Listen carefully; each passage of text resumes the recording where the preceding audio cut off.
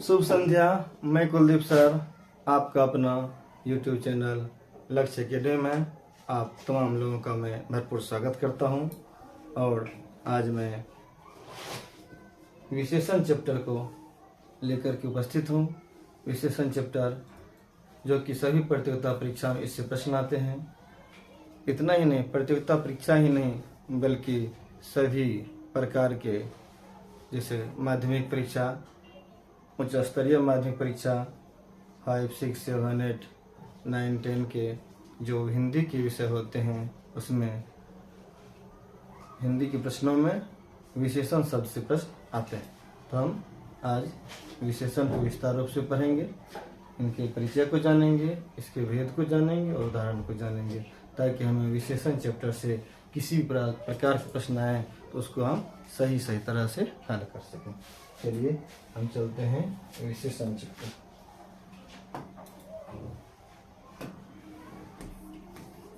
लिखे हुए है विशेषण। इसकी अब परिभाषा को जानेंगे। विशेषण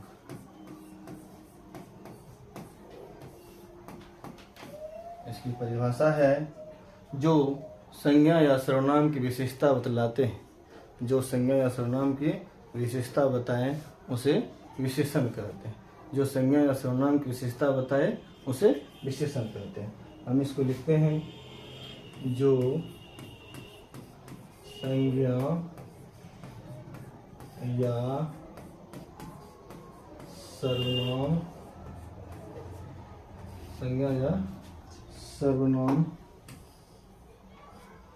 जो संज्ञा या सर्वनाम की विशेषता, जो संज्ञा या सर्वनाम की विशेषता बताए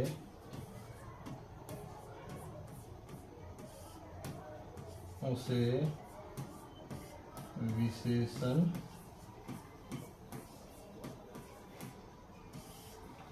कहते हैं।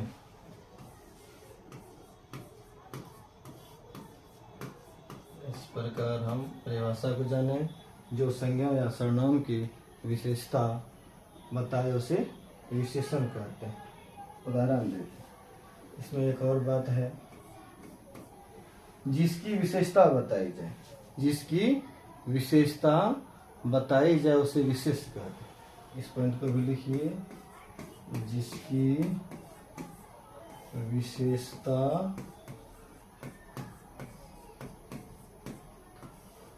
बताई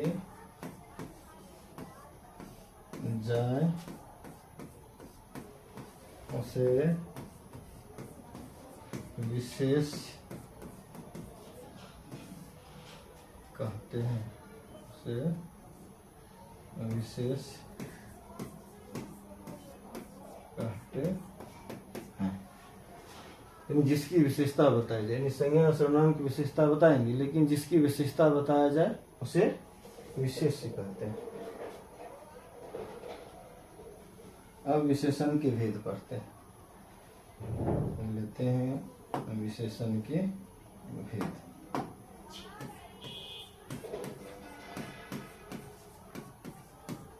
विशेषण के भेद।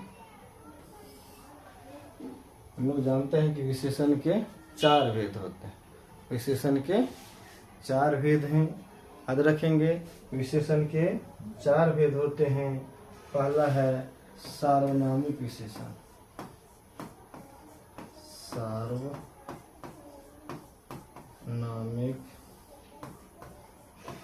विशेषण। दूसरा है गुणवाचक विशेषण। गुणवाचक विशेषण।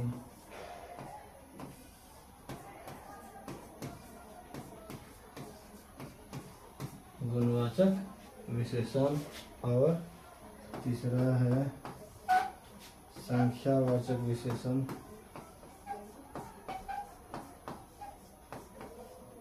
संख्यावाचक विशेषण, संख्यावाचक विशेषण, और चौथा है परिमाणवाचक विशेषण। क्या है? परिमाणवाचक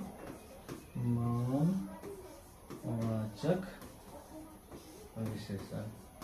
परिमाणवाचक विशेषण को परिमाण बोधक विशेषण भी कहते हैं। इसे परिमाण बोधक विशेषण भी कहते हैं। ये पूरा सटा होगा। जान गए विशेषण के 4 भेद हैं: सार्वनामिक विशेषण, गुणवाचक विशेषण, संख्यावाचक विशेषण और परिमाणवाचक। आपसे पूछा जाएगा विशेषण कितने भेद हैं?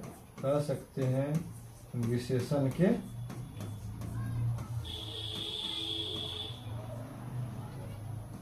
4 भेद होते हैं। ऐसे प्रश्न सीधे सीधे TRE 1 2 3 में भी देखने को मिले हैं। विशेषण कितने भेद होते हैं जान लेंगे। 4 सेकेंड लॉन्ग बन जाएंगे और नेक्स्ट पेज लेते हैं और विस्तार से एक एक को जानते हैं। नंबर 1 ले लेंगे, सार्वनामिक विशेषण। सार्वनामिक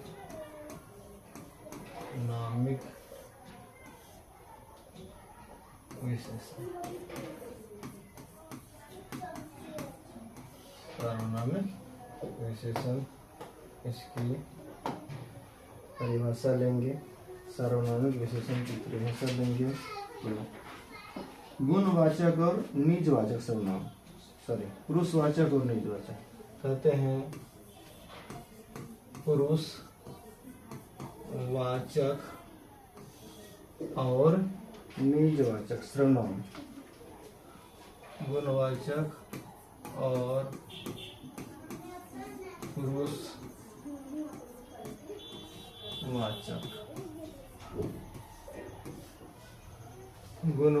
पुरुषवाचक और पुरुषवाचक और निजवाचक। गलत लिखा गया। पुरुषवाचक और निजवाचक।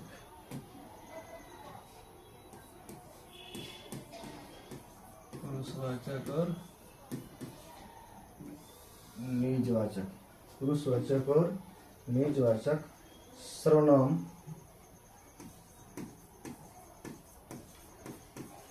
पुरुषवाचक जैसे मैं,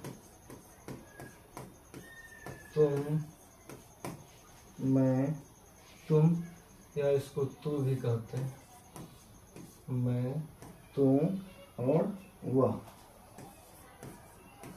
के सिवा, मतलब इसके अलावा, के सिवा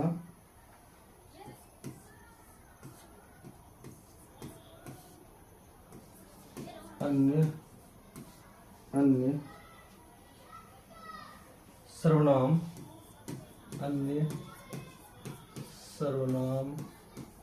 जब पुरुषवाचक और निजवाचक सर्वनाम जैसे मैं, तुम, वह के सिवा, इनके सिवा, इसको ब्रैकेट में लिखिए, के सिवा अन्य सर्वनाम जब किसी संख्या नहीं, संज्ञा, जब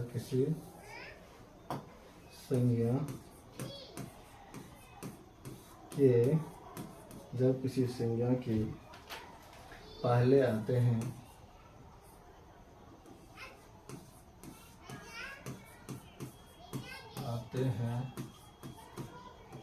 तो उन्हें सार्वनामिक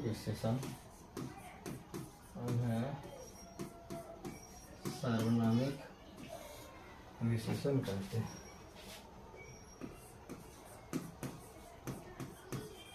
विशेषण कहते हैं।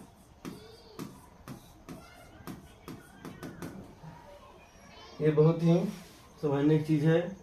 पुरुषवाचक और निजवाचक। पुरुषवाचक जैसे मैं, तुम, वह के सिवा अन्य सर्वनाम जब किसी संज्ञा के पहले आते हैं तब जाके उसे सार्वनामिक विशेषण कहते हैं। इसको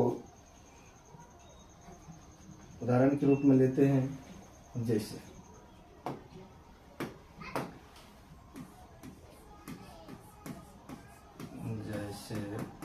उदाहरण ले लेते हैं,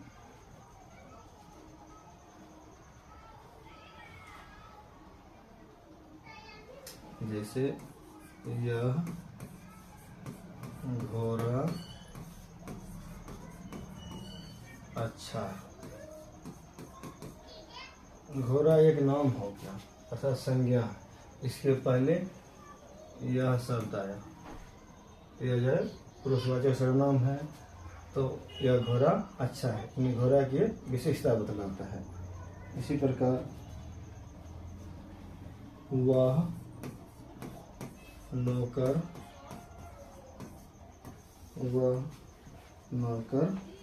नहीं आया, वह नौकर नहीं आया है। नहीं आने की विशेषता बता रहा है, नहीं आया है कौन? वह नौकर।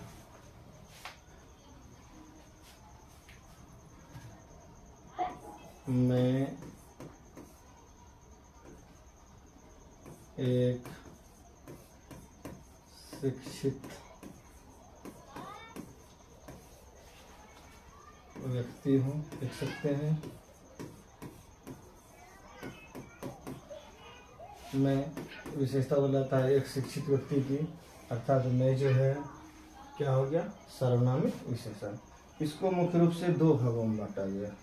पहला है मौलिक सार्वनामिक विशेषण, हम इसको लिख सकते हैं, इसके भेद पहला मौलिक सार्वनामिक विशेषण, मौलिक सार्वनामिक विशेषण, और दूसरा हम लिख सकते हैं, दूसरा जो है यौगिक,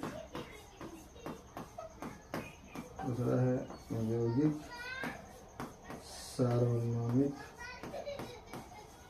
यौगिक सार्वनामिक विशेषण। इसके दो भेद होते हैं, इसके दोनों के बारे में जानते हैं।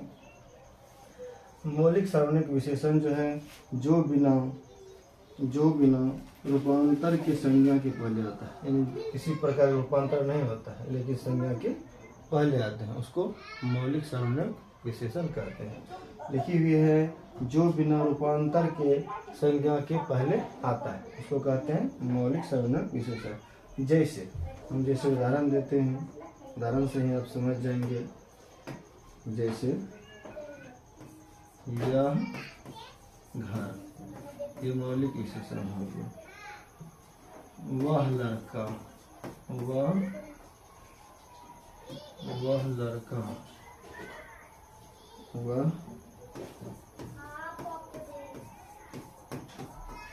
लड़का, ये मौलिक विशेषण है।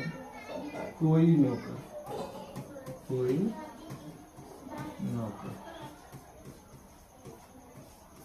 ये सब मौलिक विशेषण। यह घर, वह लड़का, कोई नौकर। लेकिन यौगिक विशेषण जो मूल सर्वनाम में प्रत्यय लगने के बाद बनता है, यानी कोई भी मूल सर्वनाम है उसमें प्रत्यय लगा देने के बाद बनता है। प्रत्यय किसी भी शब्द के अंत में लगता है, उपसर्ग किसी भी शब्द या शब्दांश के पहले लगता है। तो सब उपसर्ग और प्रत्यय जाने। प्रत्यय की बात करते हैं, मूल सर्वनाम में क्या लगा देगा? प्रत्यय। जैसे कहते हैं ऐसा आदमी, ऐसा आदमी, आदमी लगा, लेकिन ये ऐसा क्या होगी? इसकी विशेषता बतला रहा है। कैसा घर, कैसा घर संज्ञा है लेकिन इसके पहले कैसा लग गया, कैसा हो गया? यौगिक सार्वनामिक विशेषण। फिर अगला है जैसा देश। जैसा देश, देश जो है विशेषण, लेकिन जैसा इसकी विशेषता बदलाता है। देश जैसा, जैसा देश, देश क्या हो गया, प्रत्यय हो गया। इस प्रकार हम लोग जान गए कि सार्वनामिक विशेषण के दो भेद हैं, मौलिक सार्वनामिक विशेषण और यौगिक सार्वनामिक विशेषण।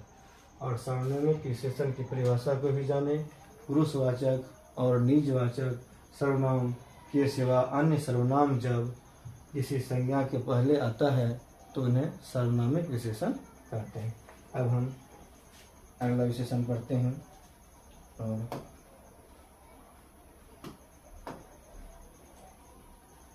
इसको थोड़ा जान लें। दूसरा नंबर है गुणवाचक विशेषण।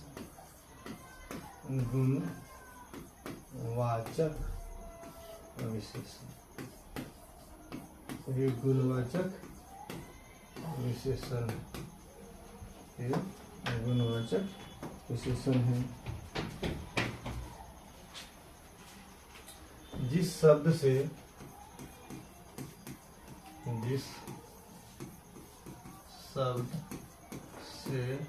संख्या के, जिस शब्द से संज्ञा, जिस शब्द से संज्ञा के गुण, धर्म,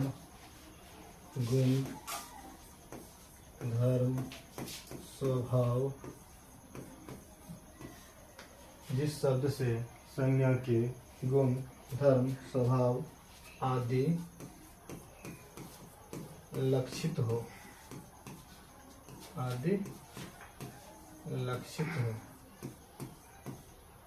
यानी गुणधर्म स्वभाव का बोध हो, उसे कहते हैं आदि लक्षित हो, उसे क्या कहते हैं, गुणवाचक। उसे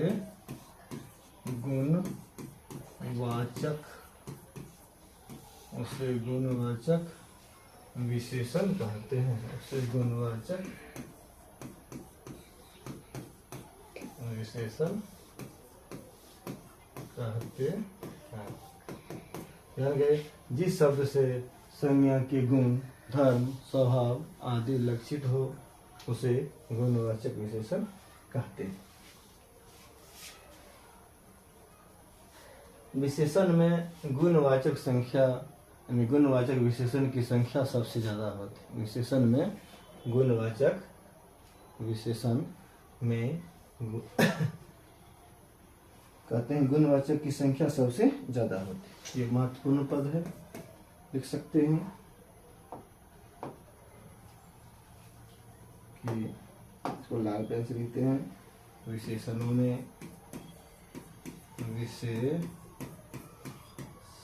में गुणवाचक, विशेषणों में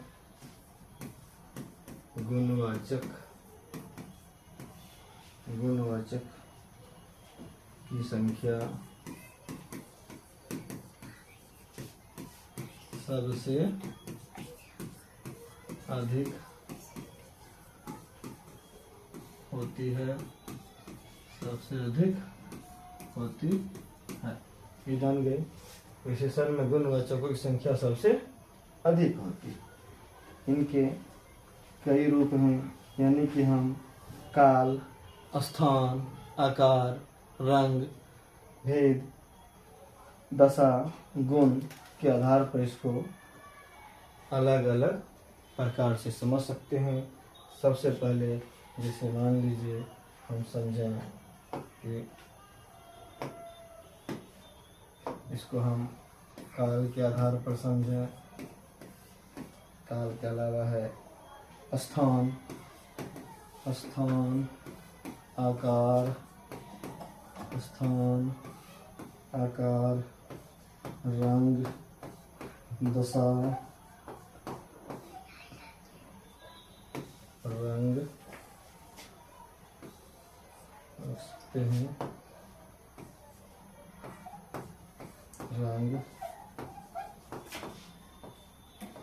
दशा और गुण के आधार पर।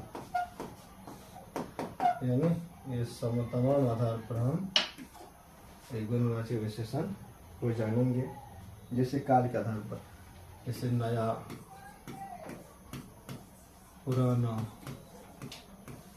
ये काल दर्शा रहा, भूत, भविष्य, वर्तमान इत्यादि इत्यादि, अगला, पिछला इत्यादि हो सकता है। स्थान के आधार पर जैसे बोल सकते हैं कि बाहरी, भीतरी, चौरस, पहाड़ी, यह स्थान के आधार पर है। दायां यानी दाएं, बाएं, डॉट, इसका कोई अंत नहीं है, बहुत सारे हो सकते हैं। आकार के आधार पर जैसे बोल सकते हैं गोल, गोल के अलावा समान, सुडोल, समान, सुडोल, नुकीला, नुकीला, लंबा, चौरस, चौरस में चौड़ा।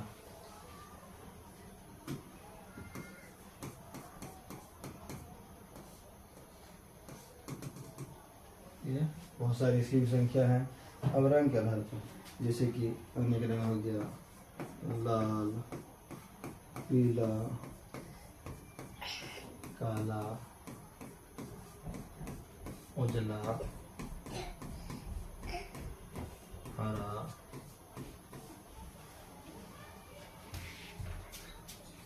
ये सब हो गया। इसके बाद दशा के आधार पर जैसे दशा, पतला, दुबला, मोटा, नाटा, छोटा,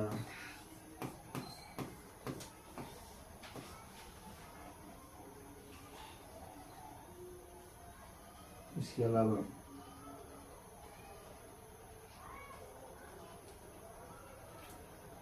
घना, गरीब, अमीर, आदि आदि हो गया। इसके अलावा कह सकते हैं भारी, हल्का, उद्यमी, ये सब जो है दशा के आधार पर है। समझ गए? पतला, दुबला, मोटा, नाटा, छोटा, घना, गरीब, अमीर, ये सब दशा के आधार पर हो गया। गुण के आधार पर जैसे बुरा, अच्छा, सच्चा, झूठा,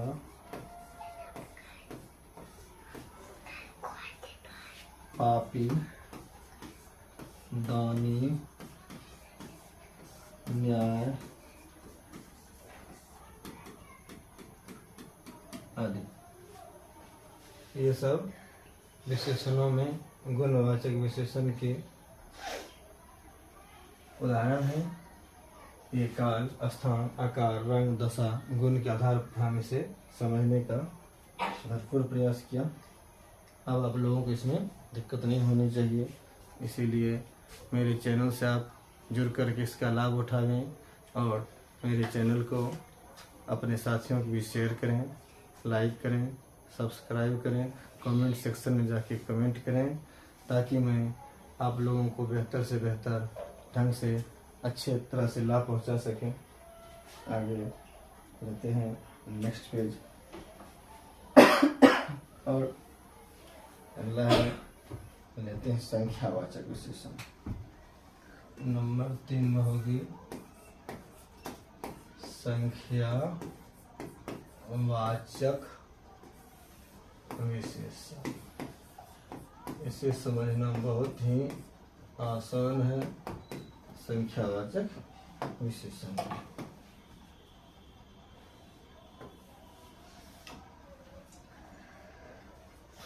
जिन शब्दों से, इसको उदाहरण लेते हैं, जिन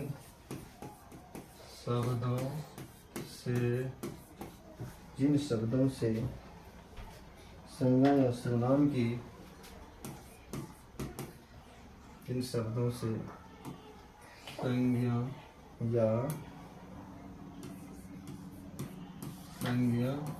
या सर्वनाम की संख्या लक्षित हो, यानी कि उसका बोध हो, लक्षित हो, उसे संख्यावाचक विशेषण कहते हैं। उसे संख्यावाचक विशेषण कहते हैं। उसे संख्यावाचक विशेषण कहते हैं। ध्यान के, जिन शब्दों से संज्ञा या सर्वनाम की संख्या लक्षित हो, उसे संख्यावाचक विशेषण कहते हैं। उदाहरण देते हैं, जैसे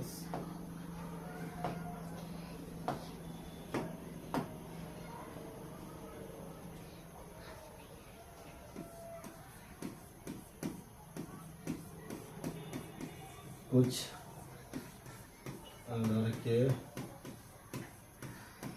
लड़के 10 रुपये, कुछ लड़के 10 रुपये 4 भरे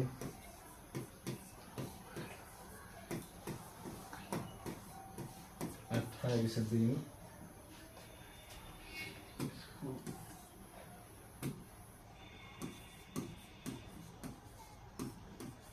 28 दिन, यानी इसे संख्या का बोध हो रहा है, उसे हम संख्या वाचक विशेषण कहेंगे। इसके भी कुछ भेद हैं। हम लोग जानते हैं कि संख्यावाचक विशेषण के मुख्यतः 3 भेद होते हैं। जान लें आप लोग भी।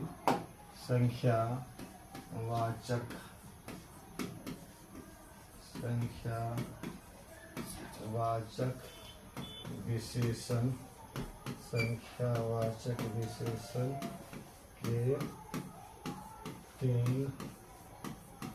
भेद होते हैं। नंबर 1 में लिखेंगे अनिश्चित संख्यावाचक, अनिश्चित संख्यावाचक। दूसरा भेद है निश्चित संख्यावाचक, निश्चित संख्यावाचक। और एक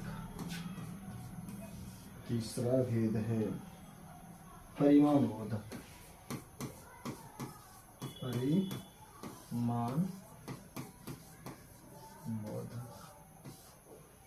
अनिश्चित संख्यावाचक, निश्चित संख्यावाचक और परिमाणबोधक, ये तीनों भेद हैं। तो हम जैसे जान लें अनिश्चित संख्यावाचक के कुछ उदाहरण लेंगे। जैसे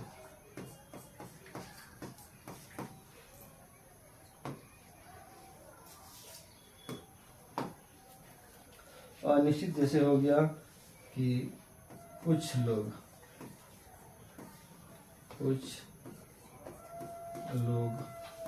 ये निश्चित नहीं है। कुछ धन,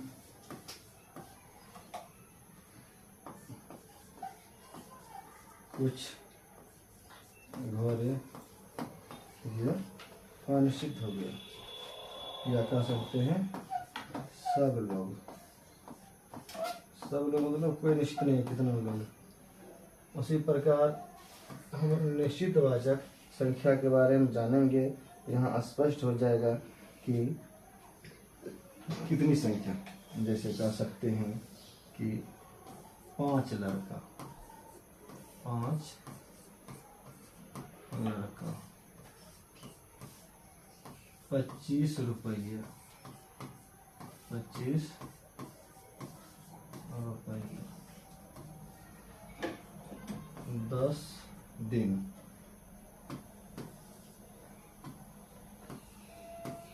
10 दिन ये निश्चित संख्या हो गया। और एक है कि अंतिम में है परिमाणवाचक विशेषण। ये परिमाण बोधक विशेषण, परिमाण बोधक विशेषण को हम विस्तार से पढ़ेंगे आगे। चलिए लेते हैं।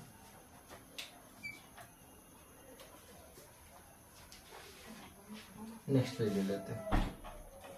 यहाँ हम इसके उदाहरण ले सकते हैं कि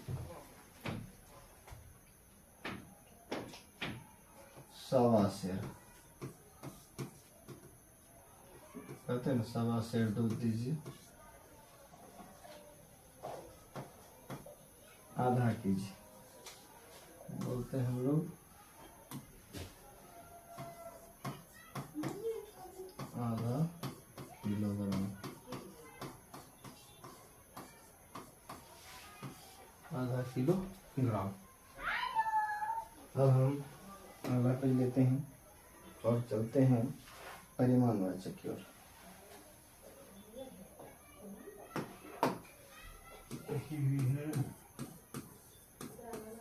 परिमाणवाचक, इसको हम 4 नंबर में लिख लें। परिमाणवाचक विशेषण, इसको हटा दिया जाए। परिमाण बोधक, परिमाण बोधक, परिमाण बोधक विशेषण, परिमाण बोधक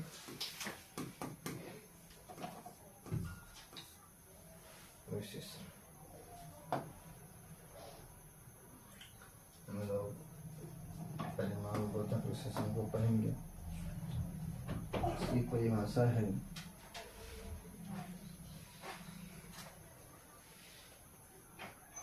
जिससे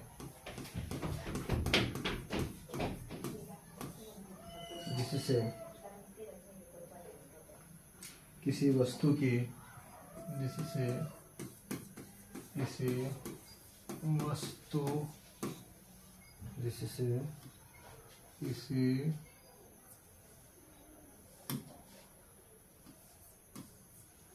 वस्तु के नाप तौल,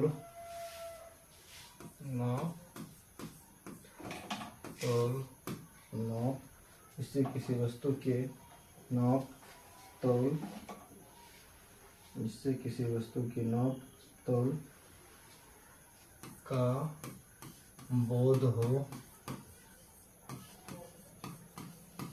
उसे परिमाण बोधक, परिमाण बोधक विशेषण, उसे परिमाण बोधक विशेषण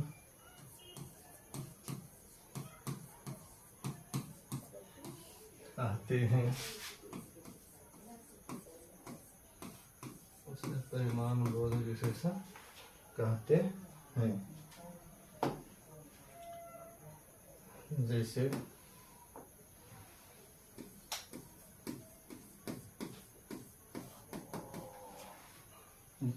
फिर से जाने परिमाण बोधक विशेषण, जिससे किसी वस्तु के नाप तौल, नाप या तौल का बोध हो, से परिमाण बोधक विशेषण कहते हैं। जिससे किसी वस्तु के नाप या तौल का बोध हो, से परिमाण बोधक विशेषण कहते हैं।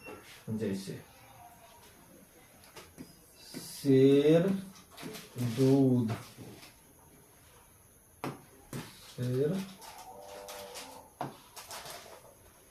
भर दूध, एक परिमाण बताता है, शेर भर दूध। इसके अलावा थोड़ा पानी, थोड़ा पानी, तोला भर सोना, तोला भर सोना, जिसको गोल्ड कहते हैं, तोला भर सोना। सब धन, सब धन, अधिक घी, या कह सकते हैं और घी लाओ, और घी लाओ। शेर भर, थोड़ा पानी, तोला भर, सब धन और घी, ये सब जो है परिमाण का बोध काल कराता है। अतः शेर, थोड़ा, तोला, सब, ये सब क्या हो गया, परिमाण बोधक विशेषण हो गया। इसके भी दो भेद किए गए, परिमाण बोधक विशेषण के दो भेद किए गए हैं।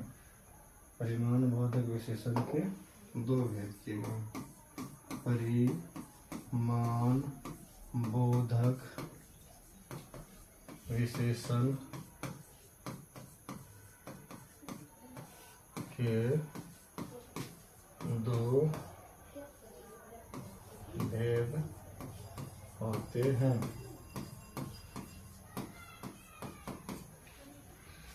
नंबर 1 में है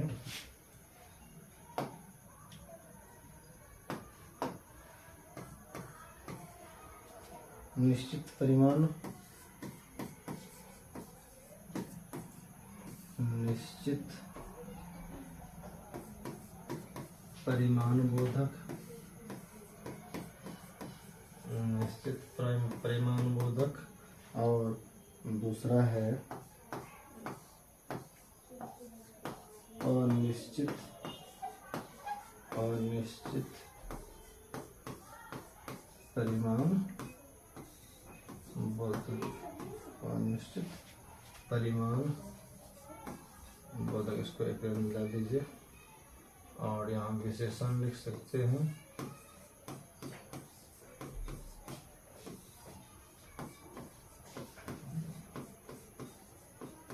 इसको जाने निश्चित परिमाण बोधक विशेषण और अनिश्चित परिमाण बोधक विशेषण। परिमाण बोधक विशेषण के दो भेद हो गए, निश्चित परिमाण बोधक विशेषण और अनिश्चित परिमाण बोधक विशेषण। इसको हम उदाहरण से समझते हैं। निश्चित में जैसे दो शेर, दो शेर, दो शेर घी, दो शेर घी, 10 हाथ कपड़ा, कह सकते हैं कि लिख सकते हैं 10 हाथ जगह ही लिख दो, 10 हाथ जगह। 4 गिलास दूध, ये निश्चित हो गया। अनिश्चित क्या हो गया, अनिश्चित विशेषण को जानेंगे। अनिश्चित परिमाण बोधक को, जैसे बहुत दूध, कितना दिया इसका पता नहीं, लेकिन बहुत दूध और पूरा आनंद, जैसे रात में, कल रात में भारत ने मैच जीता तो लोगों को पूरा आनंद है, पूरा आनंद। इसके अलावा भी कह सकते हैं कि सब धन, सब धन,